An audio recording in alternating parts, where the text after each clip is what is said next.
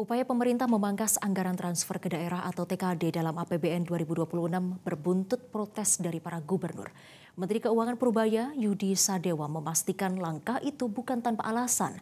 Keterbatasan fiskal membuat pemerintah pusat berhitung lebih ketat dalam menyalurkan dana ke daerah.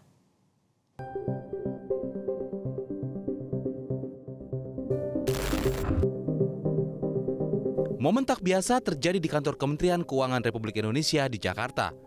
Saat 18 gubernur yang tergabung dalam Asosiasi Pemerintahan Provinsi Seluruh Indonesia menggeruduk Menteri Keuangan Purbaya Yudi Sadewa gara-gara pemotongan anggaran transfer ke daerah atau TKD dalam APBN 2026. Meski pemerintah menetapkan TKD 2026 sebesar 693 triliun rupiah, lebih besar 43 triliun dari usulan semula yang hanya 650 triliun rupiah, namun TKD 2025 tetap lebih kecil dibanding alokasi pada APBN 2025 yang sebesar 919,87 triliun rupiah. Keputusan ini pun memicu gelombang protes. Gubernur Maluku Utara Seri Cuandra mengaku TKD 2026 hanya cukup untuk belanja rutin. Sementara Gubernur Aceh Muzakir Manaf menyatakan terbebani atas pemangkasan anggaran hingga 25% tahun ini. Total dana transfer dari pusat ke daerah untuk Provinsi Maluku Utara secara keseluruhan itu kita tahun 2025 itu 10 triliun sekian, di tahun 2026 itu sisa 6,7, jadi kita kepotong 3,5 triliun.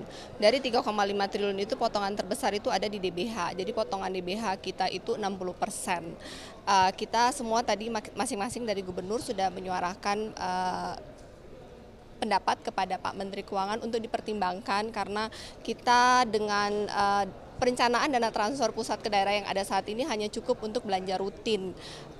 Belanja infrastruktur jalan jembatan itu menjadi berkurang. Sebenarnya banyak persoalan yang kami bahas tadi di dalam, terutama sekali masalah infrastruktur. Jadi semua provinsi di kabupaten kota terjadi masalah. Jadi kami sampaikan kepada Pak Menteri supaya agar dapat dibenahi lah ya, semaksimal mungkin di provinsi masing-masing. Saya kata seperti itu. Ditemui terpisah, Menteri Keuangan Purbaya Yudi Sadewa menekankan pemangkasan dana transfer ke daerah terjadi karena keterbatasan fiskal. Kendati demikian, pemerintah pusat tidak menutup kemungkinan mengembalikan anggaran TKD apabila kondisi ekonomi nasional membaik. Besar pasti semakin besar kepotongnya, kira-kira begitu, sederhana itu.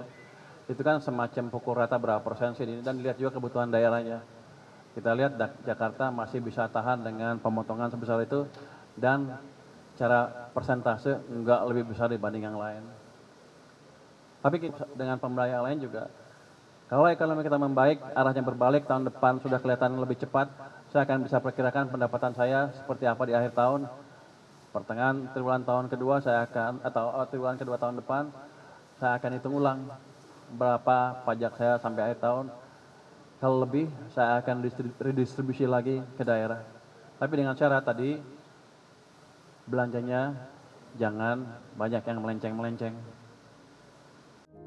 Di sisi lain, Menko Purbaya memuji Pemprov Jakarta yang tidak banyak protes, meski mengalami pemotongan dana bagi hasil yang cukup signifikan, yakni hampir 20 triliun rupiah. Purbaya bahkan melontarkan candaan, masih bisa memangkas anggaran lebih dari sebelumnya.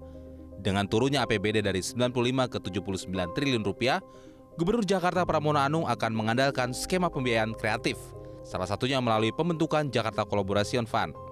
Jakarta melakukan creative financing, diantaranya melakukan apa yang disebut dengan Jakarta Collaboration Fund atau obligasi daerah dan sebagainya.